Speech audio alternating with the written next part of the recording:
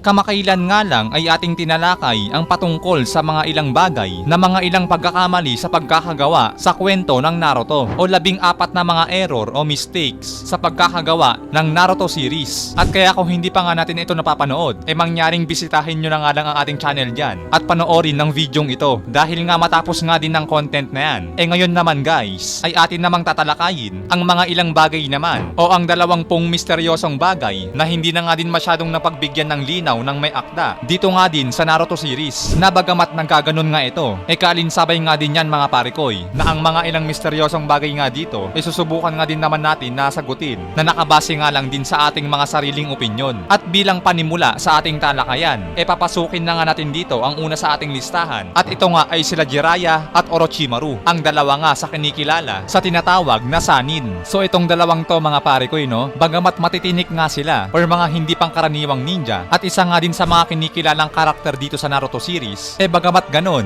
ang malaking bagay naman dito o ang isang malaking katanungan ay ang kanilang pinanggalingan o ang kanilang pinagmulan. Saang angkan nga ba sila nagmula o nanggaling o kahit sino man lang ba ang kanilang mga magulang? Well, yung kay Orochimaru mga parikoy, dahil siya nga rin na isang klase ng taong ahas, malamang na masasabi nga din natin na ang kanyang mga magulang ay isang klase nga din ng mga taong ahas. Pero hanggang doon nga lang tayo dahil hindi pa rin naman magbibigay ng impormasyon yon patungkol nga sa kung saang angkan nga ba sila nanggaling. Well, siguro ang makakasagot nga lang din ng bagay na yan ay ang kanilang teacher nga din na si Hiruzen Sarutobi. Man, sana naman na bago ka nga nawala ay binigyan mo man lang kami ng idea sa kahit man lang na apelyedo ng dalawang to. Kasi kahit papano kay Tsunade, may pagkakakilanlan tayo na siya nga ay galing sa angkan ng Senju. Pero dito nga sa dalawang to, talagang zero balance mga parikoy. Na kaya isa nga yan sa ating listahan dito sa mga misteryosong bagay sa Naruto series. And come on mga sir, dako na nga tayo dito sa pangalawa at may kinalaman nga ito kay Jiraiya at ito nga ang kanyang mga ginagawang libro na ang katanungan nga na pumapasok dito mga sir na itong kanyang mga aklat na siyang kanyang pinagkakakitaan nga din.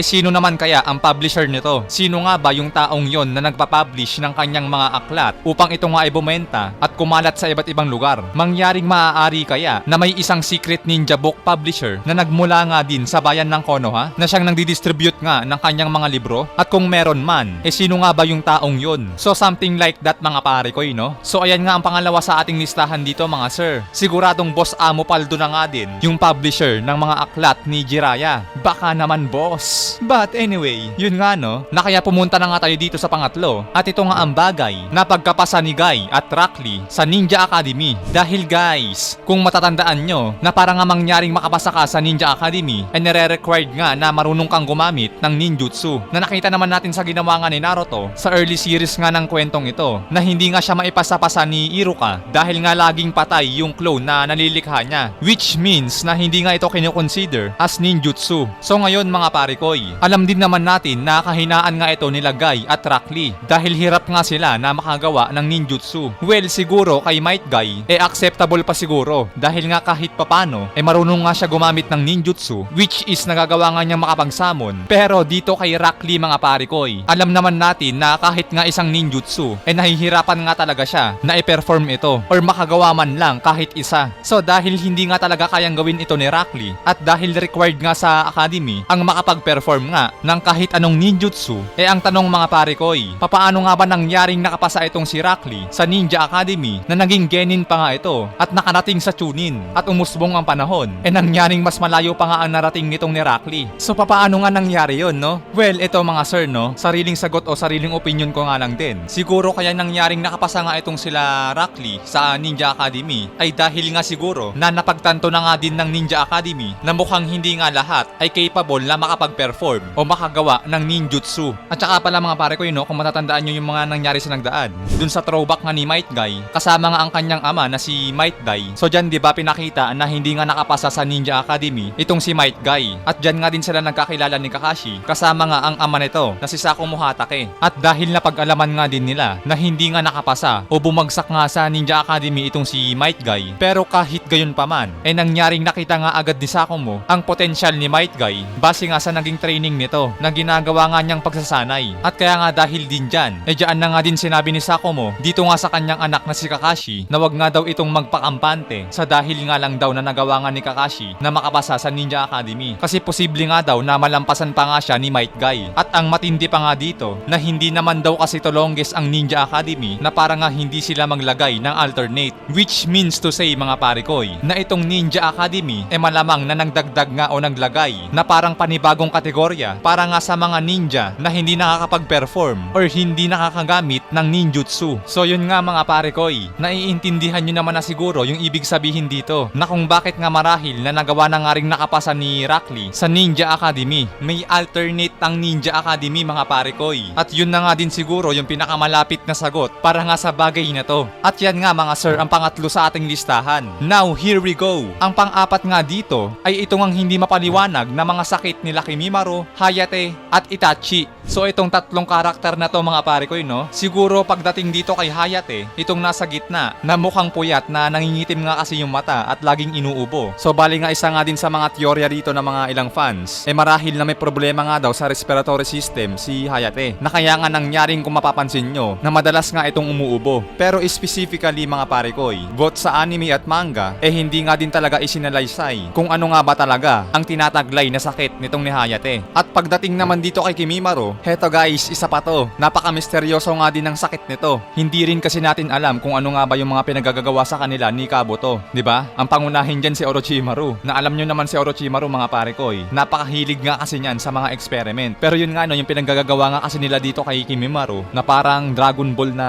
parang ina-upgrade nila. Na may mga nilalagay na mga tube-tube sa mga katawan, tapos sa bibig. Pero yun nga no, baka nga isa nga din sa inaaral ni Orochimaru is kung paano nga makikure yung alam niyang sakit ni Kimimaro. So ayan nga yung kay Kimimaro mga parikoy no. At syempre yung isa pa nga dito ay ito nga rin isang popular na karakter na si Uchiha Itachi. And yes guys, may sakit nga din talaga si Itachi. Napansin din naman natin yon mga parikoy. At mismong si Zetsu na nga din ang nagsabi na may dinadala o iniindang sakit na nga din talaga si Itachi bago pa nga magsimula ang laban niya kay Sasuke. Guys, Naruto series pa lang, early Naruto series pa lang, halatang halata naman agad na may sakit na nga talaga si Itachi. Napansin nyo din naman, napakabilis nga din niyang mapagod kahit nga lang sa mga maiikling laban. So yun nga mga parikoy no, may sakit nga talaga si Itachi. Pero ang problema nga lang din dito ay hindi nga din natin alam kung ano nga ba yung specific na sakit na yun. Pero kahit gayon pa man, ayun nga guys no, baka may mga estudyante dito na nagdodoktor o baka may mga doktor nga talaga na bilang Naruto fans din, baka nga may idea kayo sa kung ano nga ba talaga yung mga maaaring umapply na mga sakit dito sa tatlong ito. At yan nga ang pang-apat sa ating listahan dito mga parikoy. And now here we go. Dako na nga tayo dito sa panglima. At ito nga ang perpektong Susanoo ni Hatake Kakashi. Heto guys, medyo bastos yung nangyari dito. Parang kabastusan kasi ang nangyari sa angkan ng Uchiha. Lalo na nga especially sa mga Mangekyou Sharingan user. Paano ba naman kasi? Tignan nyo, hindi naman siya pure-blooded Uchiha, pero nangyaring nagawa pa niya na makapag-perform agad ng perpektong Susanoo nang hindi man lang dumadaan sa mga different stages. Kasi yung Susanoo mga parikoy no, may mga different stages yan. So first stage, yung skeleton Susanoo. Then second stage, yung humanoid o yung parang nagkalaman na siya. Then yung third stage, yung armor na, yung parang may damit na to. Then ang last stage is yung complete body or perfect Susanoo. Ito yung nagkakaroon na nga din ng mga special skills ang bawat isang magkakaibang perpektong Susanoo. So yan nga guys yung mga different stages ng Susanoo. Bago ka nga makarating sa perpektong Susanoo, dadaan ka muna dapat sa mga ganyan. Kailangan mo munang maranasan yan na ma-unlock isa-isa bago ka nga makarating sa pinaka-potential nito. Pero ang nangyari nga kasi dito kay Kakashi, man, diretso. Samantalang sila Sasuke at Madara from Mangekyou Sharingan to Eternal Mangekyou Sharingan, lahat nga ng stages ng Susanoo ay pinagdaanan nga muna nila. So mga pure-blooded Uchiha yan mga parikoy. Samantalang itong panggap na Uchiha, diretso nga agad sa perpektong Susanoo. Man, paano nangyari yun? Bakit naman nagkaganon? Yes guys, consider din naman na EMS yung kay Kakashi. Dahil nga galing kay Obito yun, di ba? Na si Obito yung Mangekyou Sharingan niya, nahaluan nga yun ng 6-path power o 6-path chakra sa kanyang Ten Tails mode. Kaya mangyaring pwede nga rin talaga na ma-unlock niya o magamit yung yung perpektong Susanoo. Pero ang problema nga na kahit temporary nga niyang nilipat ito kay Kakashi, wala man lang stages, kahit man lang sa isang senaryo na gumapang ito ng paunti-unti. Pero hindi nga naggaganon. Talagang biglang sulpot na kahit mismong si Sasuke nga nagulat nga din sa nangyari. tibay mo, boy. At yan nga ang panglima sa ating listahan mga parekoy. Then here we go, dumako naman tayo sa ika-6. At ito nga ang patungkol kay Sakura. At ito nga yung pagkakaroon niya ng mataas na resistance sa genjutsu. So ganong type nga sana siya ng ninja mga parekoy. Ganong klase nga dapat siya na ninja sa early series ng Naruto. Kaya nga lang ang nangyari mga parekoy, sa patuloy nga na pag-usbong ng kwentong ito, unti-unti nga ding nagbago ang partikular na kalalagyan nga sana ni Sakura na napunta na nga ito at mas na-focus sa pagiging medical ninja. So 'di ba napansin nyo mga pare, na kaya bakit naman ganon? Bakit biglang nag-ship na imbis na pa ganon naging pa ganon? Well, siguro ang teorya ko dito mga pare ko sariling opinion ko, na kaya siguro na bigla itong nag-ship para nga marahil siguro na ma-match nga din nila yung energy sa naunang sanin na sila Jiraiya, Orochimaru at Tsunade. So dahil nga ka-teammate naman ni Sakura itong sila Naruto at Sasuke, kaya siguro ang nangyari guys, nakakita siguro sila ng mas magandang way pa na parang nga ma-continue nga din yung sanin. Bagamat hindi naman sila sanin, pero yung energy nyon or yung parang tinatawag na aura farming ma-continue nga din. Halimbawa si Tsunade, medic ninja. So dapat ang mangyari, ang susunod ay medical ninja din. So something like that mga parekoy. Na kaya marahil siguro na ganun nga ang nangyari. Na dapat nga na nangyari na genjutsu resistant itong si Sakura. Nangyari na focus siya sa sa medical ninja. Pero sariling opinion ko lang yon mga parekoy. Not sure sa inyo kung ano nga ba yung naiisip nyo. Kasi nakakapagtaka naman talaga na bigla nga nagbago. So ayan nga ang pang-anim sa ating listahan mga sir. Now here we go. Dito na nga tayo sa ikapito sa ating listahan. At ito nga ang patungkol sa Hashirama cells na may abilidad na wood style at may kakayanang makapagpagaling. So heto mga pare ko hindi naman nabago sa atin to. Alam naman natin na yung cells ni Hashirama ay may kakayanan nga talaga na wood style at makapagpagaling. Pero ang tanong, dahil yung cells na yan ni Hashirama pinagkakaagawan nga lang din ng mga ibang ninja, ang tanong guys, kung ibabalik naman natin kay Hashirama, papaano nga siya nagkaroon ng cells na ganyan? Kasi kung iisipin, bukod tangi nga din siya sa kanilang angkan o sa angkan ng Senju na may ability na ganyan. Paano niya nakuha yan? Saan niya nakuha? Papaano siya nagkaganyan mga pare koy? Anong ginawa niya? Nagritual? Naghandog? O kung ano pa man ang ginawa niya? Ano yun, di ba? Papaano yun? Papaano siya nagkaroon ng ganyang cells? Isang cells na may kakayanang makagawa ng bahay at magawang mapagaling ng kahit nga din ng physical na sugat. Mamen, ano bang pinagtututurok mo sa katawan mo? So yun nga Hashirama cells mga pare koy, with free o libreng wood style at healing ability. So ayan nga ang pangpito sa ating listahan mga sir. At dito naman sa kasunod, ang pangwalo at may kinalaman pa nga din ito kay Hashirama. At ito nga ang kanyang Senin mode or Sage mode. So isang seryoso pa to mga pare. Papaano nga ba natutunan ni Hashirama ang Sage mode? Sinong nagturo sa kanya kung papaano gumamit ng Senin mode? Sinong nag-guide sa kanya? Sino ang nagbasbas sa kanya? Sinong Great Sage ang nagbasbas na para nga pahintulutan siya na makapag-aral ng Sage mode? So 'di ba? Ganun kasi 'yon mga pare koy. Doon sa Mount Myoboku, ang Great Sage doon ay si Gamamaru, which is sa mga toad o mga palaka. Na diyan mo na nga rin matututunan ang Frog Sage mode. At doon naman sa Ryuchi Cave, which is nandito nga ang White Snake Sage or ang Hakuja Senin na siyang pinanghingi nga din ng basbas ni Kabuto na siyang hindi nga nagawa ni Orochimaru, lalo't sa case nga din na hindi nga rin talaga kinakaya ng kanyang katawan ang Senin mode. Pero mabuti na nga lang at nagawa nga ni Kabuto na bukod nga sa binasbasan siya o pinayagan, nakayanan nga din ng kanyang katawan ang ma-handle ang Senin mode. But anyway mga pare ko bali sinabi na nga din natin yung mga Great Sage dahil sila nga din kasi yung pangunahing nagbabasbas sa kung sino man na i-allowed na turuan ng Senin mode. Sino nag-allow kay Hashirama na matutunan ang Senin mode? Hindi rin natin pwedeng sabihin na slug, yung katulad kay Tsunade. Dahil wala namang contract si Hashirama na nakita natin sa mga nagdaan. Wala siyang summoning contract sa mga halimaw, sa mga beast. Kaya possible din na wala din naman siyang kilalang Great Sage. So papaano nga natutunan ni Hashirama ang Sage mode? Kaya ayun guys, isang malaking katanungan nga din yan, na papaano nga ba nangyari yan? At yan nga ang pangwalo sa ating listahan mga sir. Ngayon, dako na nga agad tayo dito sa pangsyam na may kinalaman pa nga din kay Hashirama. At ito nga ang Hashirama versus Kakuzu. So heto mga pare ko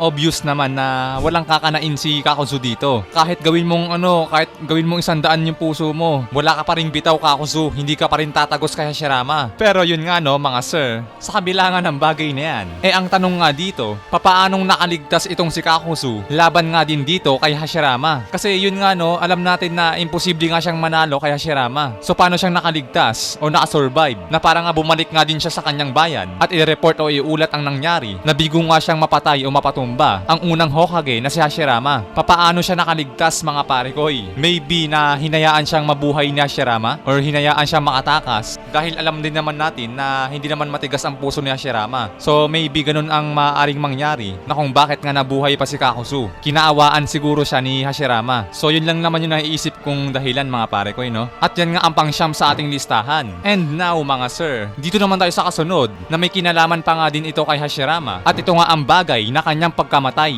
Yes mga sir, papaano nga ba namatay si Hashirama? So alam ko sa inyo mga pare koy, may mga nakalatag na nga din na mga iba't ibang klase ng teorya na kung papaano nga ba namatay si Hashirama Senju. May mga nagsasabi na nagkasakit nga daw siya ng malala at meron din naman nagsasabi na namatay nga daw siya sa sobrang katandaan. At may mga ilan nga din na nagsasabi na namatay nga daw si Hashirama sa pakikipaglaban. So ilan nga lamang yan sa mga ilang teorya na nakukuha ng mga Naruto fans o nabubuo nga sa kaisipan ng mga Naruto fans na kung paano nga ba talaga namatay si Hashirama. Pero till now mga pare koy, isang hiwaga pa nga din yan na kung ano nga ba talaga ang pinaka-eksaktong pangyayari ng pagkamatay ni Hashirama. So ayan nga ang pangsampu sa ating listahan mga sir. At ang kasunod nga sa ating listahan dito na matapos ngang mamatay ni Hashirama at Tobirama, dito na nga pumapasok itong katanungan patungkol sa Senju clan. Nasaan na nga ba ang angkang ito? Ano na nga din ba ang nangyari sa angkan na to? Matapos nilang magmaoy sa digmaan, bakit nagkaganon? Samantalang yung tropa nila na Uchiha clan, nanatili pa nga, na umabot pa nga ang generation nito, kali Uchiha Fugaku. So anong nangyari mga sir? Bakit bigla na nga lang itong naglaho na ang natitira na nga lang nating kilalang Senju ay siyang si Tsunade? Then after nun, wala na nga din.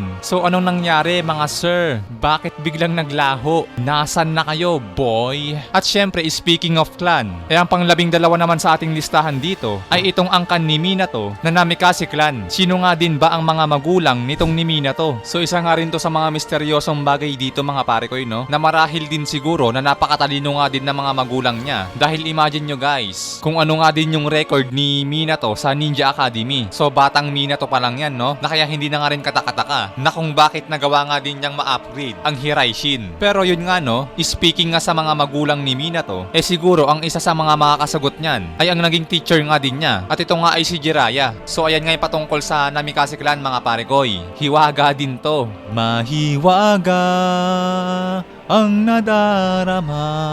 But anyway mga sir, dumako na nga tayo dito sa kasunod. Ang pang-13 sa ating listahan at ito pa nga rin na isang angkan. At ito nga ang Uzumaki clan. Ano na nga din ba ang nangyari dito? May natitira pa kaya sa kanilang miyembro? Na baka nga din kasi na nagtatago sa ibang lupalop ng lugar dito sa Naruto? Likewise nga sa nanay o sa ina ni Nagato na isa nga ding pure blood Uzumaki. So diba mga pare koy, na kaya possible pa nga din siguro na marahil nga nasa ibang mga lugar or may mga natirang Uzumaki member doon na let's say na kinakailangan nga nilang itago yung kanilang mga sarili dahil lalo't alam nga din nila na maraming may galit sa kanila at para mangyaring maikip nga nila o maingatan ng kanilang angkan na mapanatili pa nga ito sa pagkalat o pagdami. So marahil na ganun no? Well sana someday, katulad nga lang din sa mga nabanggit natin na mga angkan, yung mga nawawala o nauubos nga din na angkan, sana nga someday na ipakita nga din sa atin na may akda na may isang lugar pa nga na kung saan ay nagtitipon-tipon nga yung mga nawawalang angkan at marahil na dun sila ipakita kahit man lang sa kinikilala natin na nag-iisa o natitirang pure-blooded Uzumaki na si Uzumaki Karin. So yun nga guys no, Uzumaki clan, na wala na nga din tayo idea na kung may ibang miyembro pa nga ba ang natitira dito. And now, here we go mga pare koy sa kasunod.